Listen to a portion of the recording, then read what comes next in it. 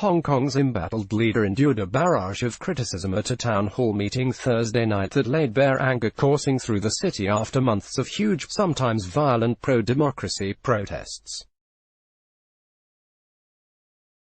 Chief Executive Carrie Lam faced more than 2 hours of grilling at a public dialogue session, the first time her pro-Beijing administration has sat a day down with its critics in 16 consecutive weeks of unrest.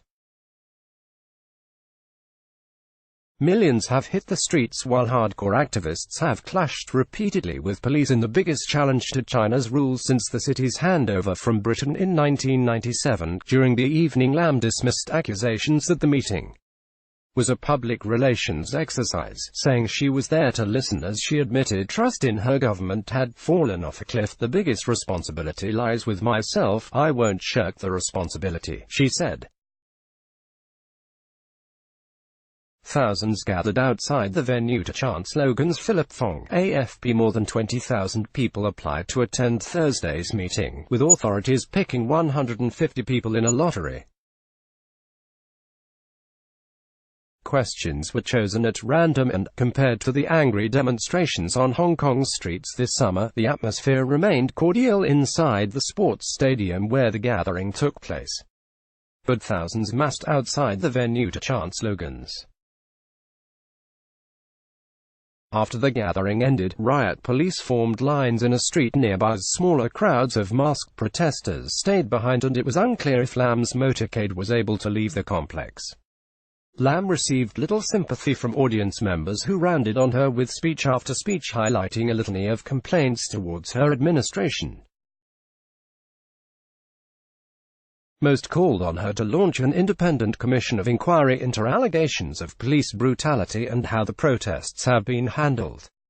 Lam received little sympathy from audience members. Nicholas Asfouri, AFP. The police have become a political tool of the government, and right now there is no way to check police abuses of power, one woman said, hiding her face with a surgical mask. Everyone has lost confidence in police, another female audience member said. Another said police had been left to deal with an issue that can only be solved politically. Others called for universal suffrage.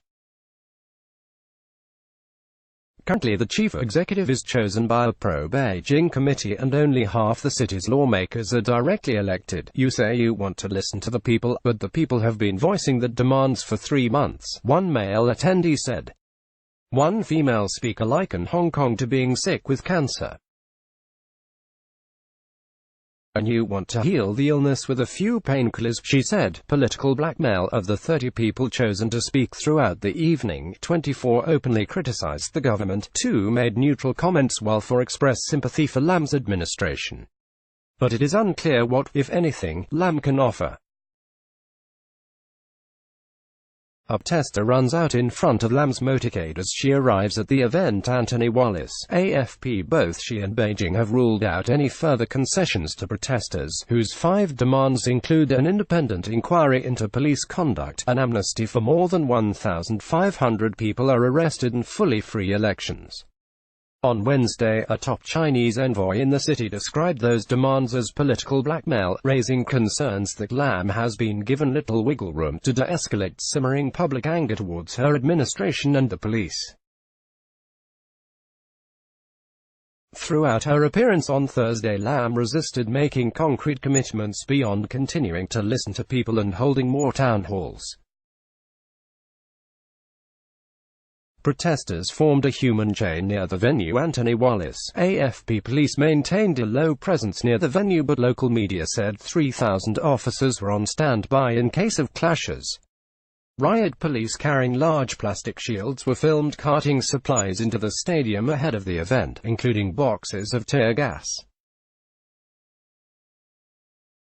Lam currently has the lowest approval ratings of any post-handover leader. Public appearances by her and other senior administration officials in the last few months have frequently resulted in protests. Last weekend, a cabinet member was besieged in his official car until riot police rescued him.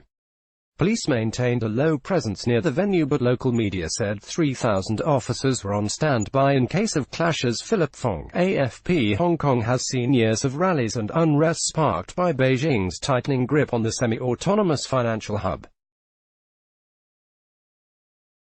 This summer's unrest was ignited by a now-scrapped proposal to allow extraditions to the authoritarian mainland. But it has since snowballed into a wider movement pushing for democracy and police accountability after Beijing and Lam took a hard line. After the prosecution of previous democracy activists in recent years, this movement has been deliberately leaderless and largely organized online. But that has made it difficult for Lam's administration to know who to reach out to for talks. The city is bracing itself for a fresh round of protests in coming days, with Saturday marking 5 years since the pro-democracy umbrella movement kicked off and Tuesday being the 70th anniversary of Communist China's founding. Let's block ads. Why?